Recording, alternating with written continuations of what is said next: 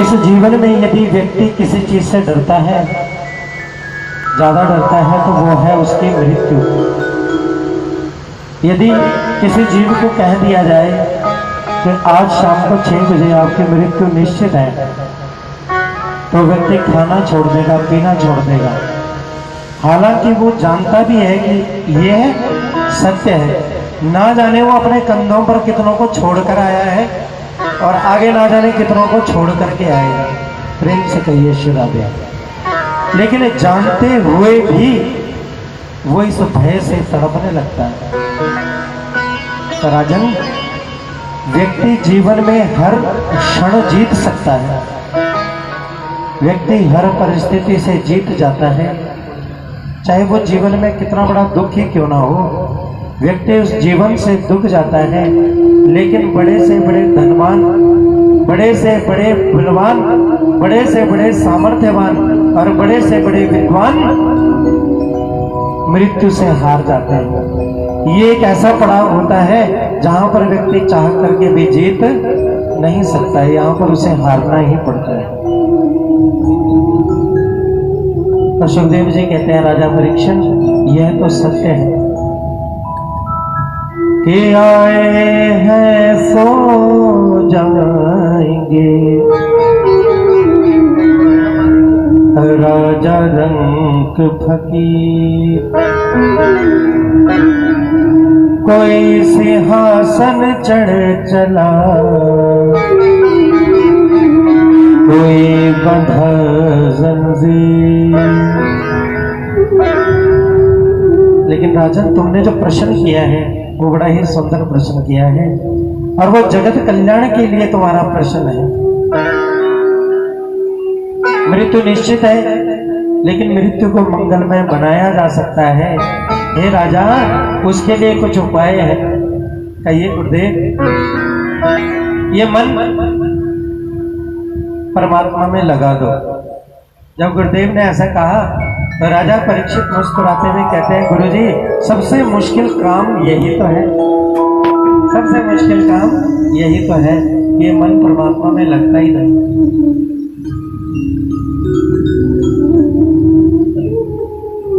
ये मन बड़ा चंचल है,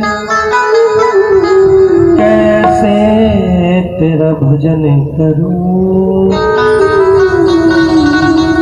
जितना तुझ में लगाता हूँ ये उतना मचलता है, कैसे तेरा भजन। तो गुरुदेव ने मन ही तो भगवान में नहीं लगता। यदि ये सारा रोना ही तो यही है, ये सब मन का ही तो रोना है। तो गुरु जी कहते हैं, मन ऐसा ही नहीं लगता, मन लगाना पड़ता है। और मन को लगाने के 4 साधन हैं। पहला साधन, जित्तासनो जित्त श्वासो जित्तात्मा जितेन्द्रियः, स्थूलो भगवते रूपे मनः संधारयेदिया। मन को परमात्मा में लगाने का जो सबसे पहला साधन है वो है चित्त आसन। जिस आसन पर आप बैठ करके परमात्मा को भजते हैं, भजन करते हैं, उस आसन को जीतना सीखो।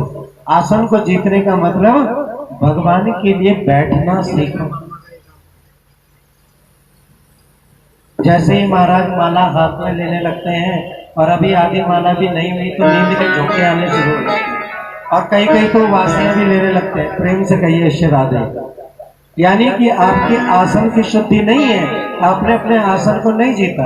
अब देखो, प्राय कथाओं में देखने को मिलता है कि व्यास जी बोलते हैं श्रीमद् भागवत महापुराण की, आप लोग बोलते हैं जय, और पैर भी भागवत की तरफ कर रखे हैं सीधे।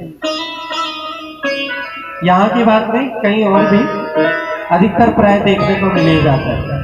और 3 घंटे की कथा, कभी ये वाला पैर यूं, कभी ये वाला पैर यूं, और कभी कभी तो दोनों पैर ही भागवत की तरफ कर देते हैं और कहते हैं श्रीमद् भागवत महापुराण की जय। चित्तासनो, आप भगवान को कुर्सी पर बैठ करके भजो, लेकिन दिल से जमीन पर बैठ सकते हो या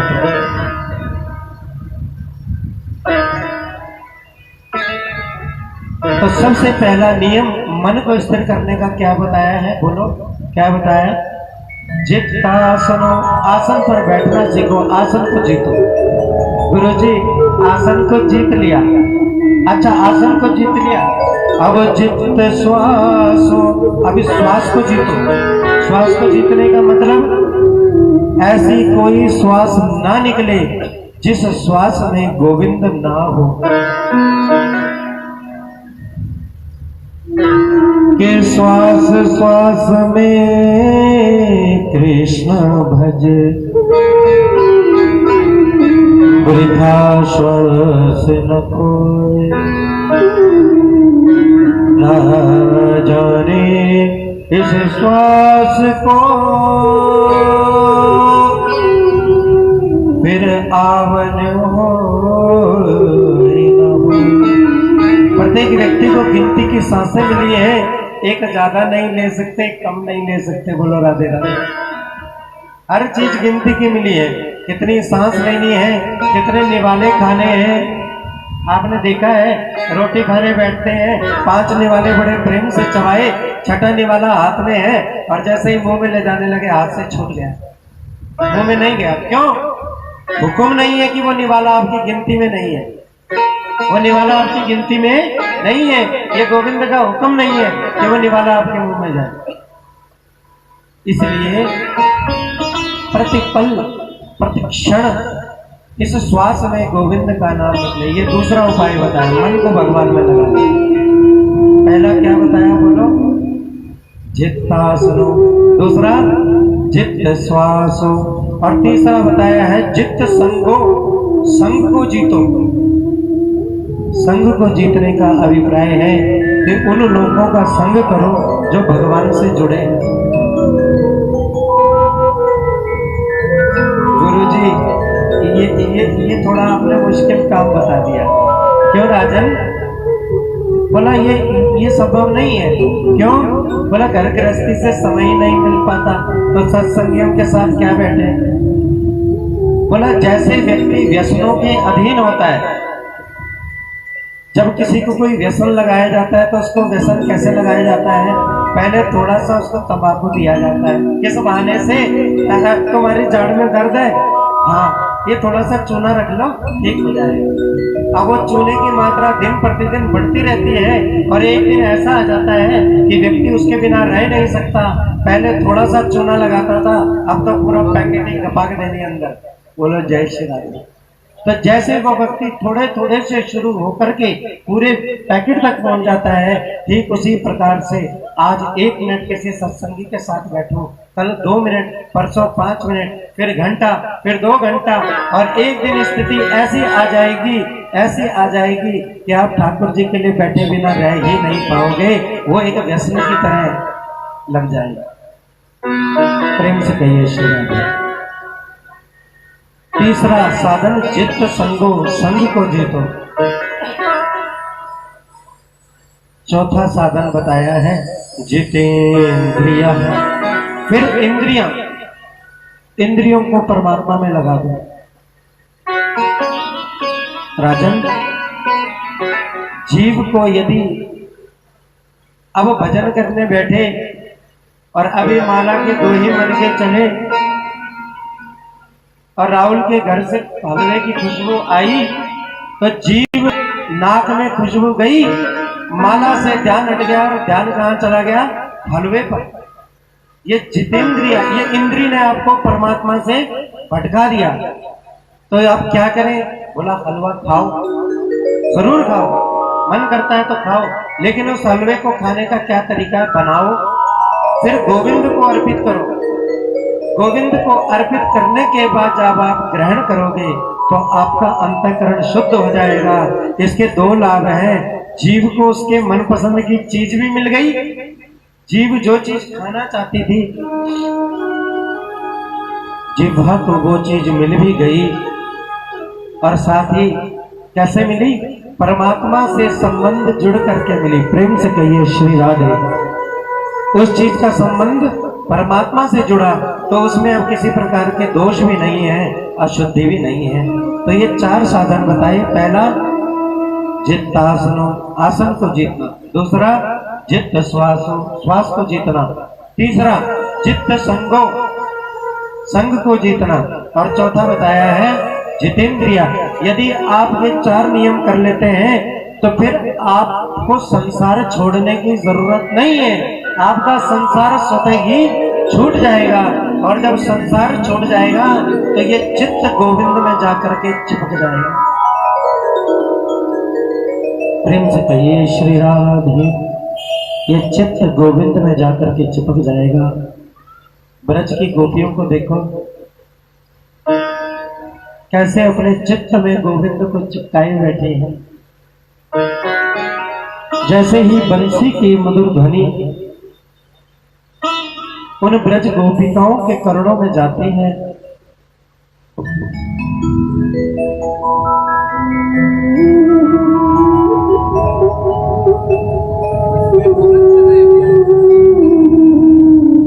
उन गोपिकाओं के चित्त में गोविंद की छवि उभर आती है।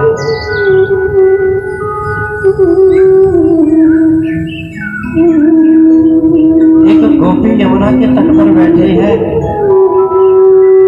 और उसी समय वहां पर नारद जी आ गए। नारद जी ने उस गोपी से कहा कि तू रो क्यों रही है, तुझे क्या कोई दुख है? तो गोपी कहती है महाराज मोको आप मोरी हालत में छोड़ दो, मेरे दुख को एक कारण है तो मैं बताऊं।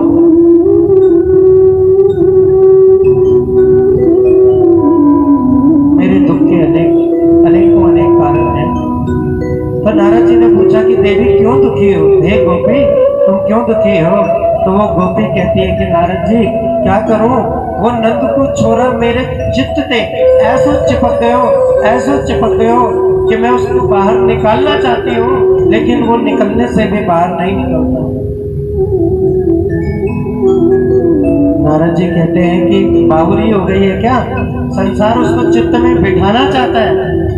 संसार रो रहा है कि वो चित्त में आकर के कब बैठे, हमारे चित्त में आकर के कब चिपके। संसार उसको अपने हृदय में बिठाने के लिए दुखी है और तो उसको अपने हृदय से निकालने के लिए दुखी है। तो गोपी कहती है क्या करूं, वो निर्मोही, वो निर्लज मेरे चित्त से ऐसा चिपक करके बैठ गया कि मुझे संसार के बीच में शर्मिंदा होना पड़ता है। सांझ को मैं गैया धोने के लिए गौशाला जाती हूँ और जैसे ही कि गाय के थन से दूध निकालने लगते हूँ, वो मेरे चित्त में चिपका हुआ कृष्ण, वो मेरी भावनाओं में बैठा हुआ कृष्ण, वो मेरा भावात्मा कृष्ण मुझसे एकदम से कहने लगता है भाभी मुझको दूध ना पिवावेगी। उस भावात्मक कृष्ण को देख करके मैं भावुक हो जाती हूँ और उसको कहती हूँ अपना मुख खोल। वो भावनात्मक कृष्ण अपना मुख खोलता है और मैं सारा दूध बाके मोड़े में छोड़ देती हूँ। बाद में मेरी सासू माँ आती है और कहती है कि पागल तो नहीं हो गई, सारा दूध जमीन पर क्यों गिरा दिया? ये भावात्मक कृष्ण मेरे पीछे पड़ गया। मैं चित्त से छुड़ाना चाहती हूँ लेकिन ये चित्त से हटता ही नहीं। गोविंद को चित्त से चिपकाओ तो न ब्रज गोपिकाओं की तरह जिनका जग छूट गया, जिनका संसार छूट गया। हे राजन भगवते स्थूल रूपे मनः संधारिणे धिया। इस प्रकार से मन को परमात्मा में लगाने से मृत्यु मंगलमय बन जाती है। अब उस मन को स्थिर करने के लिए हमें किसी वन में जाने की जरूरत नहीं है। हम गृहस्थ में रहकर के भी वनवासियों जैसा जीवन जी सकते हैं। हम गृहस्थ में रह करके भी साधु हैं। यदि मेरे विचार शुद्ध है, मैं आप सब में लक्ष्मी का दर्शन करता हूँ, तो मैं पैंट कमीज में भी संत हूँ, और आपके शुद्ध विचार है तो आप साड़ी में भी संत हैं। उसके लिए कोई भगोया धारण करने की जरूरत नहीं। संत किसी वेशभूषा का नाम नहीं, साधु किसी पहरावे का नाम नहीं, साधु विचारों की पूजा है। यदि आपके विचार शुद्ध है तो आप अपने गृहस्थ में भी संत हैं, और यदि आपके विचार अशुद्ध है तो आप संत लिबास में भी अशुद्ध हैं। क्योंकि श्रीमद् भागवत कहते हैं कि चित्र की पूजा नहीं होती, चरित्र की पूजा होती है। प्रेम से कहिए श्री राधे। सतयुग था तो राजन व्यक्ति की आयु 1 लाख वर्ष होती थी। त्रेता आया तो 1 लाख में से 1 जीरो उड़ गई, आयु हो गई 10,000 वर्ष। प्रेम से कहिए श्री राधे। द्वापर आया, 10,000 में से 1 जीरो और उड़ गई, कितना हुआ? 1,000 वर्ष आयु रह गई। और कलयुग आया तो 1000 में से 1 जीरो और उड़ गई, कितना रह गया? बोलो ना, बोलते रहा करो, मेरा गणित कमजोर है। प्रेम से कहिए श्री राधे। तो कलयुग आते आते 1 जीरो और उड़ गई, और जीव की आयु रह गई मात्र 100 वर्ष। अब अगर राजन ईमानदारी से हिसाब किताब जोड़ना शुरू करें तो 24 घंटे में 12 घंटे का दिन और 12 घंटे की रात। दिन में हम जागे, रात में हम सोए। यदि साधारणतः हम हिसाब लगाएं तो 100 वर्षों में से जीवन के 50 वर्ष तो हमने सोने में बिता दिए। प्रेम से कहिए श्री राधे। 50 वर्ष हमारे जीवन के सीधा यूं ही निकल गए, जो किसी गिनती में नहीं है, जो हमने सोने में गवा दिए। अब बचे 50 वर्ष। 50 वर्ष में से हमने 25 वर्ष अपनी धर्मपत्नी को दे दिए। धर्मपत्नी ने कहा खड़े रहो, हमने कहा लो देवी जी खड़े हो गए। बोला अच्छा आप थक गए होंगे, बैठ जाओ। हमने कहा लो बैठ गए। तो जीवन के 30 वर्ष हमने अपने गृहस्थ को समर्पित कर दिए। 50 और 30 कितने हुए? 80 वर्ष जीवन के वो निकल गए जो कहीं गिनती में नहीं आते। 100 में से 80 गए तो कितने बचे? 20। लास्ट के 10 वर्ष पोता को यहाँ बिठाया, और कभी उसको घोड़ा बन रहे हैं, कभी कुछ कर रहे हैं। 10 वर्ष पोता को समर्पित, बच्चे कितने? 10 वर्ष। ये वही 10 वर्ष हैं जो हमने जवानी में सोचा था कि भगवान को अर्पित करेंगे। 90 वर्ष हम भगवान से दूर रहे, और अंत के 10 वर्षों में भगवान हमसे दूर हो गए। कैसे? देवी सत्यनारायण की कथा भी थोड़ा सा मीठा प्रसाद है, मैं लाई हूँ पड़ोस से, थोड़ा सा खा करके देख लो, अंतःकरण शुद्ध हो जाएगा। अब खाने की इच्छा है कि गोविंद का भोग लग जाए मेरे मुख में, लेकिन खा नहीं सकते, क्योंकि मिश्री का एक भी दाना अंदर गया तो शुगर बढ़ जाएगी। ठाकुर जी ने कहा जीवन भर मुझे नहीं पूजा, अब मैं तुझे ऐसा मौका दूंगा ही नहीं कि तेरा अंत सुधर सके। कथा रखी है देवी, कथा में चलोगी? जाने का मन तो बहुत है, पर क्या करूं, ये घोड़े साथ छोड़ गए। जब आयु थी तब जा नहीं पाए, और जब जाने की इच्छा हुई तो घोड़ों ने साथ दे दी। अब बैठा जाता नहीं।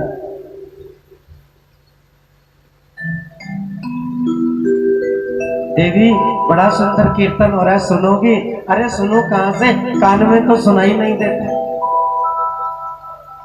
देवी थोड़ा भजन किया करो समय निकालकर। देवी कहने लगी मुंह में दांती तो नहीं, कृष्ण कृष्ण बोलती हूँ तो कंस कंस निकलता है। प्रेम से कहिए श्री राधे। अब दांत तो है नहीं, 90 वर्ष की आयु में कोई दांत थोड़े ही होंगे, तो कोशिश करते हैं कृष्ण कृष्ण बोलने की, लेकिन हवा के साथ कंस कंस निकलता है। तो कृष्ण बोलने से मुक्ति होगी, कंस बोलने से तो और जंजाल में फंस जाऊंगा। प्रेम से कहिए श्री राधे। इसलिए जब भी समय मिले अच्छे काम के लिए रुको मत, बुराई को 10 दिन आगे टाल दो। बुराई कर रहे हो 10 दिन आगे कर दो, अच्छा काम कर रहे हो तत्काल। अतः प्रक्षामि संसिद्धो योगिनां परमं गुरुं पुरुषस्य यत् कार्यं म्रियमाणस्य सर्वथा। इसलिए सच्चा साथी केवल गोविंद को मानो, क्योंकि संसार साथ छोड़ देगा लेकिन गोविंद कभी साथ छोड़ेगा नहीं। तस्माद् भारत सर्वात्मा भगवान ईश्वरो हरि श्रोतव्या कीर्तितव्यश्च स्मर्तव्ये चित्तता। यह जीवन केवल और केवल मात्र उपासना करने के लिए मिला है। जिसकी धन की कामना है राजन वो लक्ष्मी की उपासना करे, जो विद्या चाहता है वो भगवान शंकर की उपासना करे, जो बल चाहता है वो बजरंग बली की उपासना करे, लेकिन जिसकी कोई कामना नहीं वो नारायण की उपासना करे। जिसकी कोई कामना नहीं। तो राजा परीक्षित कहते हैं गुरुदेव जब हमारी कोई कामना ही नहीं है तो हम उपासना क्यों करें, हम उपासना क्यों करें। तो गुरु जी कहते हैं राजन ये मनुष्य शरीर उपासना करने के लिए ही तो मिला है। ये मानव देह उपासना करने के लिए ही मिली है, ना कि गृहस्थ में गृहस्थों के सुखों को भोगने के लिए। जब हम गृहस्थ में रहते हैं ना और भगवान को भूल जाते हैं तो चार प्राणी हमको देख करके बड़े खुश होते हैं। पहला कुत्ता, जब हम घर में छोटी छोटी बातों को लेकर कलह करते हैं, पत्नी कहती है ना जी मोको तो वही हार चाहिए जो वृंदावन में बिहारी जी के गले में पड़ा, मैं तो ठीक डुप्लीकेट वैसे ही लूंगी। और पति ने जरा ऐसा हार ला दिया जिसमें एक मन का कम है, ना जी मैं तुमसे बात ही नहीं करती, मुझको तो वही चाहिए चाहे बिहारी जी के गले से उतार करके लाओ। बोलो राधे राधे। तो जब छोटी छोटी बातों को लेकर हम लड़ते हैं तो हमको देख करके कुत्ता बड़ा खुश होता है, हमारी बिरादरी के। बोलो राधे राधे। फर्क इतना है कि हमारी चार टांगे हैं उनकी दो टांगे हैं, लेकिन है ये हमारी बिरादरी। ये संसार की बात है। दूसरा सुअर, जब हम सुबह से शाम तक लगे रहते हैं अपने बच्चे के लिए हमारे पास टाइम है, अपनी पत्नी के लिए हमारे पास सारा दिन है, पड़ोसियों के साथ गप मारने के लिए हमारे पास समय है, व्हाट्सएप चलाने के लिए हमारे पास समय है, लेकिन गोविंद के लिए 5 मिनट का समय निकालने के लिए हम क्या कहते हैं कि हमारे पास समय नहीं है। यदि किसी से पूछो ना कि आप कथा में क्यों नहीं आए तो उसका जवाब क्या होता है, समय ही नहीं है। लेकिन भागवत कहते हैं कि समय ये तो बहाना है, ना जाने मेरे ऐसे कौन से कर्म हैं जो ठाकुर जी मुझे अपने सामने खड़ा हुआ देखना ही नहीं चाहते। बोलो राधे राधे। ना जाने हमारे कैसे ऐसे कर्म हैं जो ठाकुर जी हमारे को अपने सामने खड़ा हुआ देखना ही नहीं चाहते। ये तो संसारिक बात है कि हमने बहाना बना दिया कि हमारे पास समय नहीं। तो जब हम सुबह से शाम तक लगे रहते हैं कमाने में तो सुअर हमें बड़ा देख करके खुश होता है, हमारी बिरादरी के। हम भी खाने के लिए हैं और ये भी खाने के लिए। और जब हम धन संपत्ति ऐश्वर्य से युक्त हो जाते हैं, थोड़ा सा हमें ज्ञान होने लगता है, हम अभिमान में अकड़ करके चलते हैं तो ऊंट हमें देख करके बड़ा खुश होता है। बोलो राधे राधे। ऊंट कहता है मैं भी अकड़ करके चलता हूँ, ये भी अकड़ करके चलते हैं, मैं इस संसार में अकेला नहीं, मनुष्य भी मेरा ही पड़ोसी है। बोलो राधे राधे। और जब हमारा अंत समय आता है तो गधा हमें देख करके बड़ा खुश होता है। देखो जो गधा होता है वो अपने मालिक के लिए कितना कुछ नहीं करता, सारा दिन सुबह से शाम तक बोझा ढोता रहता है। प्रेम से कहिए श्री राधे। सुबह से शाम तक बोझा ढोता रहता है, लेकिन कभी मालिक उस गधे को धन्यवाद कहता है? कभी नहीं कहता। और जब वो गधा कमजोर हो जाता है तो उसको लठ मार करके कहता है तू बाहर चला जा। यही स्थिति मनुष्य की है। जीवन भर वो अपने बच्चों के लिए कमाता है, अपने बच्चों के लिए करता है, और जब अंतिम क्षण आता है और पिताजी ने हल्की सी खांसी करी या माता जी को हल्का सा जुकाम हुआ तो बहू सीधा कोने मारती है अपने पति को और कहती है इनको वृद्धाश्रम छोड़ाओ, ये तो टीवी फैला देंगे सारे घर। प्रेम से कहिए श्री राम। और उस समय जब हमारी ऐसी स्थिति होती है, हम चौखट पे बैठे हुए खांसते हैं और बहू सब सर्प को खाना खिलाने के बाद जो बचता है वो उस दरवाजे पर बैठे बुजुर्ग को डाल देती है, तो गधा देख करके बड़ा खुश होता है कि अरे मनुष्य, तेरा जीवन भी वैसा ही है जैसे मेरा जीवन है। मैंने भी अपने मालिक के लिए सुबह से शाम तक वजन उठाया, लेकिन कभी मेरे मालिक ने मुझे शुक्रिया नहीं किया। आज वही स्थिति तेरी है, तूने भी अपने परिवार के लिए क्या कुछ नहीं किया और आज वही परिवार तुझे धिक्कार रहा है। तो अंत में ऐसी स्थिति आने ही ना दो, इसलिए 24 घंटे में से 8 पहर में से कुछ समय गोविंद के लिए जरूर होना चाहिए। सुखदेव जी कहते हैं 5 पहर धंधे गयो, 3 पहर गया सोए। कि 5 पहर तूने अपने धन कमाई में लगा दिया और 3 पहर सोने में बिता दिए। यदि इसमें से सोने का समय कम हो जाए और 1 पहर गोविंद को अर्पित कर दिया जाए तो मुक्ति निश्चित है। कि 5 पहर धंधे गयो, ऐसा प्रयास करो कि ये चित्त सदा सदा गोविंद में चिपका रहे। ओ जन्म सफल होगा रे, मन में राम बसा ले।